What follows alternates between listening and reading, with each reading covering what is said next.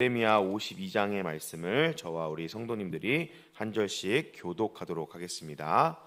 오늘 우리에게 주시는 하나님의 말씀입니다. 시드기야가 왕위에 오를 때의 나이가 21세라. 예루살렘에서 11년 동안 다스리리라. 그의 어머니의 이름은 하무달이라. 림나인 예레미야의 딸이더라. 그가 여호와님의 모든 행위를 본받아 여호와 보시기에 악을 행한지라. 여호와께서 예루살렘과 유다에게 진노하심이 그들을 자기 앞에 쫓아내시기까지 이르렀더라. 시드기야가 바벨론 왕을 배반하니라. 시드기야가 제9년의 10달짜리 느부갓네살이 그 모든 군대를 거느리고 예루살렘을 치러 올라와서 그 성에 대하여 진을 치고 주위에 도성을 쌓음에 그 성이 히스기야 왕 제11년까지 포위되었더라. 그해 넷째 날 심하여 그 땅에 백성의 양식이 떨어졌더라. 그 성벽이 파괴되며 모든 군사가 밤중에 그 성에서 나가 두 성벽 사이 왕의 동산 견문 길로 도망하여 갈대아인들이 그 성읍을 에워쌌으므로 그들이 아라바 길로 가더니 갈대아인은 쫓아와서 여리고 평지에서 시드기야를 따라 잡으매 모든 군사가 흩어진지라. 그들이 왕을 사로잡아 그를 하맛 땅 리블라에 있는 바벨론 왕에게로 끌고 가매 그가 시드기야를 신문하니라. 바벨론 왕이 시드기야 왕의 눈앞에서 쳐 죽이고 또 리블라에 있는 모든 공인들을 죽이며 시드기야의 두 눈을 빼서 놋사슬로 그를 결박하여 바벨론 왕이 그를 바벨론으로 끌고 가서 그가 죽는 날까지 옥에 가두었더라. 바벨론이 19째 다섯째 달 10째 날에 어전 사무관 느부사라단이 예루살렘에 이르러 여호와의 성전과 왕궁을 불사르고 예루살렘의 모든 집과 고관들의 집까지 불살랐으며 상관이 갈대아 사람 모든 군대를 예루살렘 사면 성벽을 헐었더라. 사령관 느부사라단이 백성 중에 가난한 자와 성 중에 남아있는 백성과 바벨론 왕에게 항복한 자와 무리에 남은 자를 사로잡아 갔고 바벨론 사람을 가누고 관리하는 자와 농부가 되게 하였더라. 갈대아인은 또 여호와의 성전의 두 놋 기둥과 받침들과 여호와의 성전의 놋 대야를 깨뜨려서 그 놋을 바벨론으로 가져갔고 방어가 부삽과 부집개들과 수갈과 숟가락들과 섬길 때 쓰는 모든 놋그릇을 다 가져갔고 사령관은 잔들과 화로들과 주발들과 솔들과 촛대들과 숟가락들과 바리들과 곧 금으로 만든 물건의 금과 은으로 만든 물건의 은을 가져갔더라. 솔로몬 왕이 에서 두 기둥과 한 바다 그 받침 아래에 12소 곧 모든 기둥의 노를 헤아릴 수 없었더라. 그 기둥은 한 기둥의 높이가 18규빗이요 그 둘레가 12규빗이며 그 속이 비었고 그 두께는 4손가락 두께이며 놓은 머리가 있어 그 높이가 5규빗이요 머리 사면에 돌아가며 꾸민 망사와 석류가 다 노시며 또 다른 기둥에는 이런 석류가 있었더라. 그 사면에 있는 석류가 96개요 그 기둥에 둘린 그물 위에 있는 석류가 도합 100개이었더라. 부제사장 스바냐와 문지기 세 사람을 사로잡고 또 성 안에 사람을 사로잡았으니 곧 군사를 거느린 지휘관 한 사람과 또 성중에서 만난 왕의 내시 7명과 군인을 감독하는 군 지휘관의 서기관 하나와 성 안에서 만난 평민 60명이라. 사로잡아 리블라에 있는 바벨론 왕에게 나아가매 바벨론 왕이 하맛 땅 리블라에서 다 쳐 죽였더라. 이와 같이 유다가 사로잡혀 본국에서 떠났더라. 느부갓네살이 사로잡아간 백성은 이러하니 제7년에 3020명 느부갓네살의 18째 해에 예루살렘에서 사로잡아간 자가 832명이요 느부갓네살이 제13년에 느부갓네살을 사로잡아 754명이 그 종수가 4600명이더라. 유다 왕 여호와긴이 사로잡혀 간지 37년 곧 바벨론의 에월무라닥 왕의 즉위 원년 12째 달 25째 날 그가 유다의 여호와긴 왕의 머리를 들어 주었고 감옥에서 풀어 주었더라. 그가 승리하게 말하고 그의 자리에서 그와 함께 바벨론에 있는 왕들 자리에서 그 죄수의 의복을 갈아입혔고 그의 평생 동안 항상 왕 앞에서 먹게 하였으며 그가 날마다 쓸 것을 바벨론 왕에게 받아 정량이 있었고 죽는 날까지 정신토록 받았더라. 아멘. 네, 오늘 우리가 함께 나눈 예레미야 52장의 말씀은 예레미야의 마지막 장입니다. 그래서 이 예레미야 마지막 장은 운명의 장이라고도 불리는데요. 시드기야 왕과 그의 아버지 여호와긴의 운명에 대하여 또 예루살렘과 예루살렘 성전과 백성들과 포로들의 운명에 대하여 기록한 말씀입니다.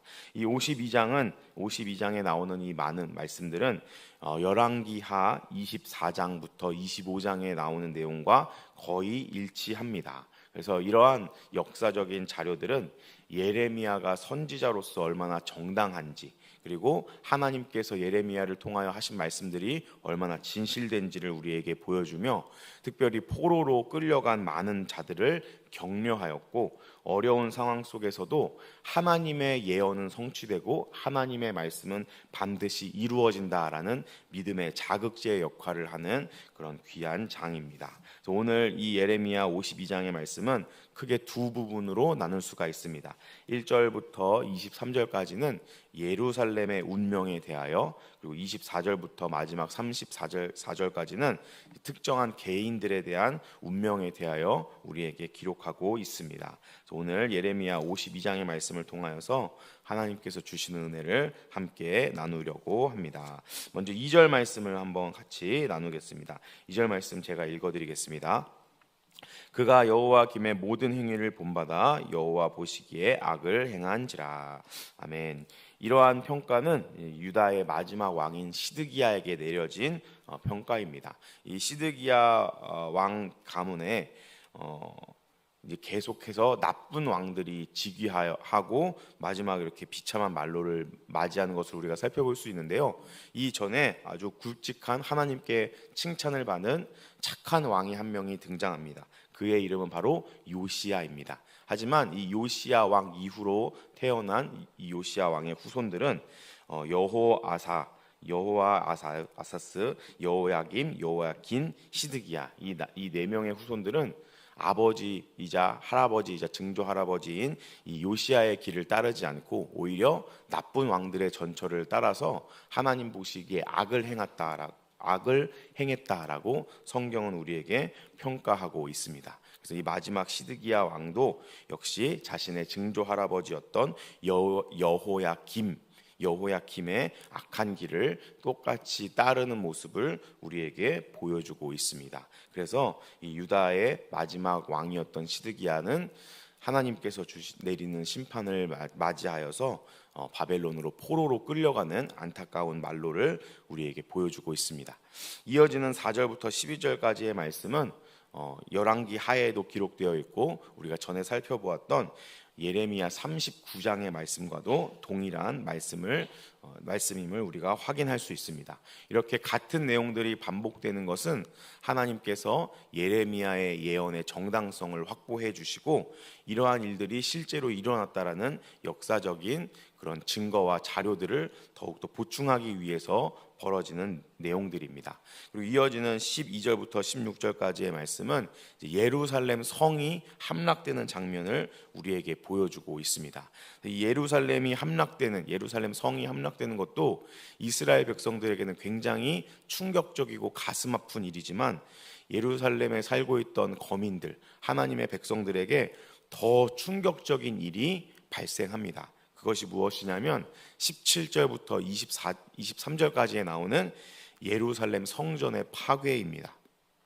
하나님께서 만드신 나라이자 하나님께서 선택한 이스라엘이라는 나라, 이 유다라는 나라가 멸망당하는 것도 이스라엘 백성들에게는 충격이지만 더더욱 이 이스라엘 백성들에게 큰 충격으로 다가온 것은 다른 어떤 것도 아니고 하나님을 예배하는 장소이자 하나님의 임재의 상징인 이 성전이 이렇게 무너지고 빼앗기고 약탈당하는 모습은 이스라엘 백성들에게 엄청난 충격이자 또 씻을 수 없는 엄청난 절망을 안겨주는 비참한 장면입니다. 그러니까 우리는 감히 상상할 수 없는 이 삶의 터전이 무너지는 것 이상으로 내가 섬겼던 하나님을 예배하는 곳이 무너진다는 것은 이스라엘 백성들에게 하나님에 대한 신앙을 의심하게 하기에 충분하였고 모든 사기를 다 꺾어버릴 만큼 충격적인 장면입니다. 그러나 이 17절부터 23절까지의 이 절망적인 상황 가운데는 하나님께서 숨겨놓으신 희망이 등장합니다. 그것이 무슨 희망이냐면 예레미야 27장과 28장에 보면 예레미야와 거짓 선지자 하나냐의 이 말다툼의 장면이 우리에게 보여집니다. 그래서 이 거짓 선지자였던 하나냐는 예루살렘이 안전하고 하나님의 보호를 받을 것이고 성전이 무너지지 않을 것이다라고 예언을 하였지만 거짓 선지자였고 하나님께서 예레미야에게 주신 말씀처럼 그 예언을 선포한 그 해에 죽임을 당합니다. 그러나 예레미야는 하나님께서 너희들이 비록 포로로 끌려가지만 다시 돌아올 것이다 라는 희망의 메시지를 예레미야를 통하여 하나님께서 이스라엘 백성들에게 전달하여 주셨습니다.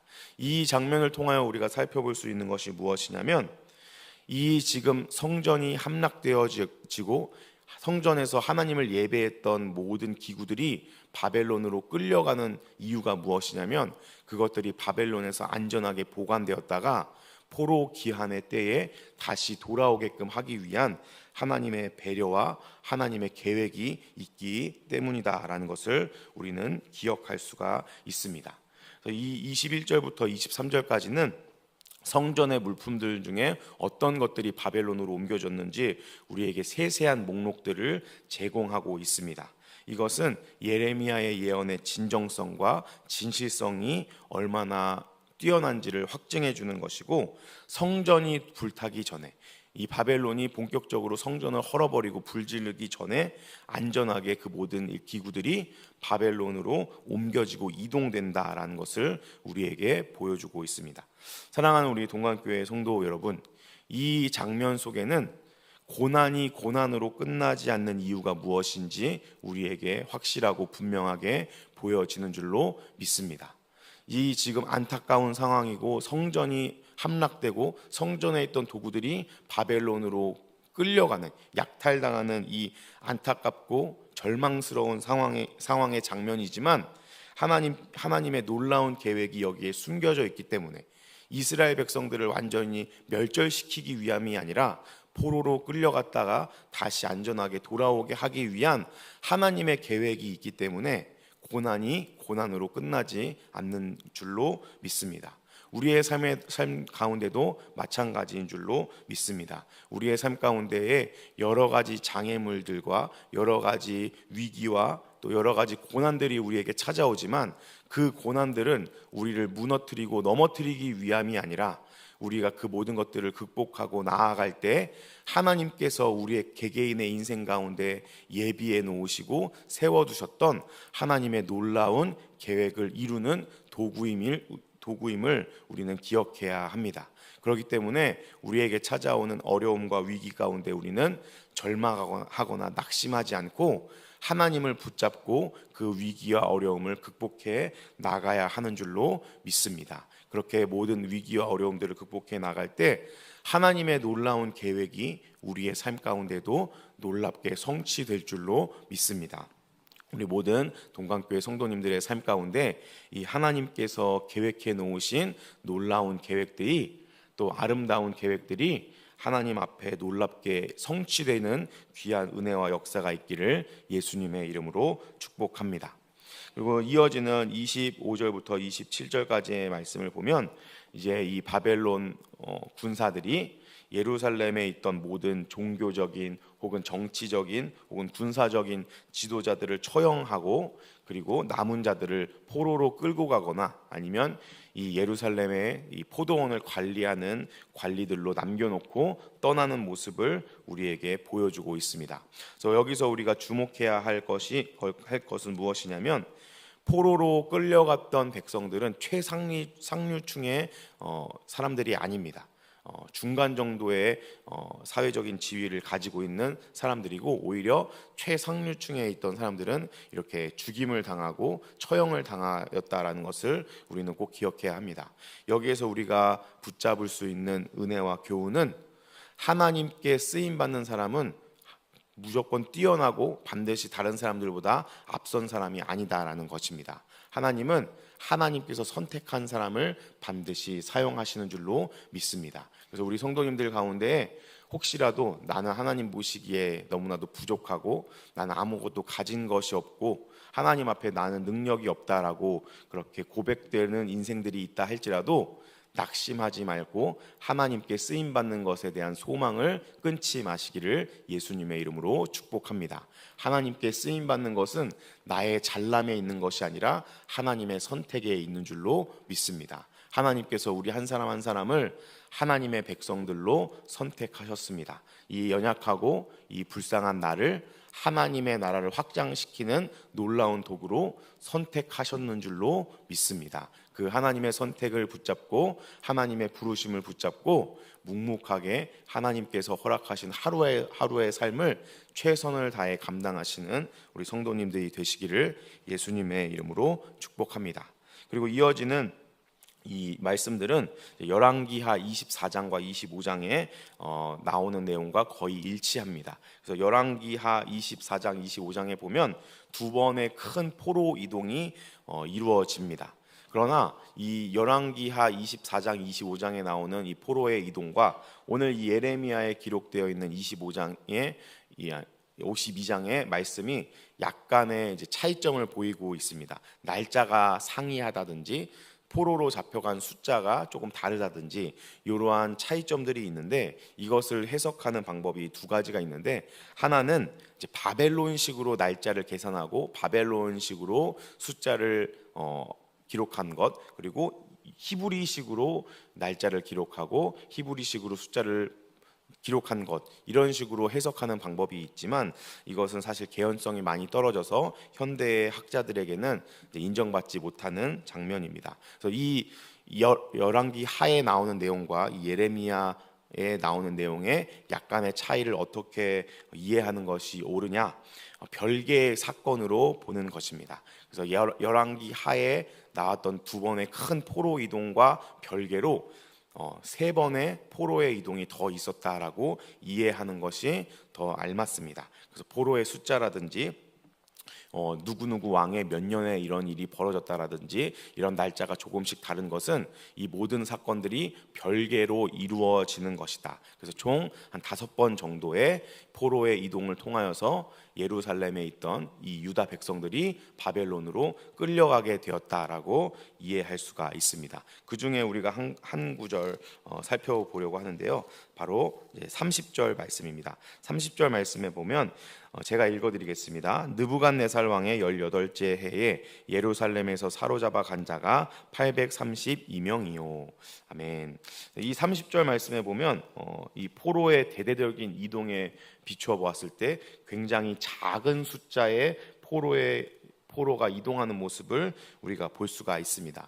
이것은 아마 많은 학자들이 바벨론에서 이 예루살렘을 대신 통치할 통족으로 세워놓은 그달리아가 암살당한 사건과 연계가 되어 있는 장면이다라고 봅니다. 예루살렘의 대신 통치자로 세웠던 그달리아라는 사람을 예루살렘에 남아있던 자들이 없애버리고 예루살렘의 독립을 꿈꾸는 그런 사건이 벌어집니다. 이것은 이스라엘 백성들이 그만큼 바벨론에게 극렬하게 저항했다라는 것을 보여줍니다. 그러나 그 저항의 결과가 더 남아있던 사람들 역시도 또 한 번 포로로 끌려가는 안타까운 결말을 초래합니다. 이 사건을 통하여 우리가 기억하고 또 생각해 보아야 할 것은 하나님의 계획 앞에 내 고집을 계속적으로 유지하는 것은 결코 지혜로운 일이 아니다라는 것입니다. 하나님께서 이렇게 하기로 작정하시고 하나님께서 이렇게 하기로 뜻을 세우셨을 때 나의 알량한 자존심과 고집을 가지고 내가 하나님 앞에 나아온다면 이렇게 그 모든 것들은 꺾일 수밖에 없고 하나님 앞에 무용지물이 될 수밖에 없다라는 것을 우리는 분명히 알아야 합니다. 이 예루살렘에 남아있던 거민들이 바벨론에게 극렬하게 저항하는 것은 우리가 인간적으로 보았을 때는 굉장히 애국심이 투철하고 굉장히 지조 있는 아름다운 행동입니다. 그러나 하나님께서 이 이스라엘을 바벨론의 포로로 끌려가기로 작정하셨던 이 하나님의 뜻 안에는 아무리 애국심이 투철하고 지조 있는 올바른 행동이라 할지라도 그 모든 것들은 오히려 고통만 더할 뿐이다라는 것을 우리는 기억해야 합니다. 사랑하는 우리 동관교회 성도 여러분, 우리의 인생 역시도 마찬가지인 줄로 믿습니다. 우리 각각 우리 성도님들 가운데에서도 내가 세운 인생의 계획들과 또 내가 붙잡고 있는 믿음과 철학들이 있는 줄로 믿습니다. 그러나 그것이 과연 하나님의 뜻에 합한지 우리는 늘 점검하고 돌아보아야 할 줄로 믿습니다. 내가 아무리 옳은 뜻을 가지고 있고 이런 상황에서 이렇게 하는 것이 올바르다라는 판단이 내려진다 할지라도 그것이 과연 하나님의 뜻에 맞는지 우리는 늘 겸손하게 돌아봐야 할 줄로 믿습니다. 우리에게 중요한 것은 이 상황 가운데 얼마나 지혜로운 행동과 결정들을 내리느냐, 이 상황 가운데 얼마나 합당한 일들을 해 나가느냐가 아니라 하나님께서 이 상황 가운데 우리에게 무엇을 원하고 무엇을 요구하시느냐인 줄로 믿습니다. 그 하나님의 뜻과 그 하나님의 계획을 붙잡기 위하여 오늘 우리가 이 기도의 자리에 모인 줄로 믿습니다. 우리가 이 시간 하나님께 기도하며 나아갈 때 하나님께서 우리 개개인에게 하나님의 분명한 뜻과 계획을 잘 표현해 주시고 우리에게 보여주시는 놀라운 은혜가 있기를 예수님의 이름으로 축복합니다. 마지막으로 31절 말씀을 한번 보도록 하겠습니다. 31절 말씀 우리 같이 한번 읽어보겠습니다. 시작. 유다 왕 여호야긴이 사로잡혀 간지 37년 곧 바벨론의 에므라닥 왕의 즉위 원년 12해째 25째 날 그가 유다의 여호야긴 왕의 머리를 들어 주었고 감옥에서 풀어 주었더라. 아멘. 오늘 이 포로로 끌려가고 예루살렘 성이 함락되고 특별히 하나님을 예배하였던 제사의 장소였던 이스라엘 성전이 유대의 성전이 무너지는 이 비참하고 안타까운 상황 가운데에 한 가닥의 소망이 우리에게 비춰지는 장면입니다. 이것은 이 여호야긴 시드기야의 아버지였던 포로로 이미 끌려갔던 여호야긴이 석방되어서 이제 바벨론 왕들과 함께 식사를 하고 쓸 물품들을 받게 되는 그런 장면을 우리에게 보여주고 있습니다. 유다의 왕을 바벨론 왕실에서 이제 보호해주고 대우해주는 장면을 우리에게 보여주고 있습니다. 이 여호야긴이 풀려난 이 상황은 이스라엘 백성들로 하여금 하나님의 약속을 다시 한번 기억하고 붙잡는 그런 계기가 될 수 있습니다.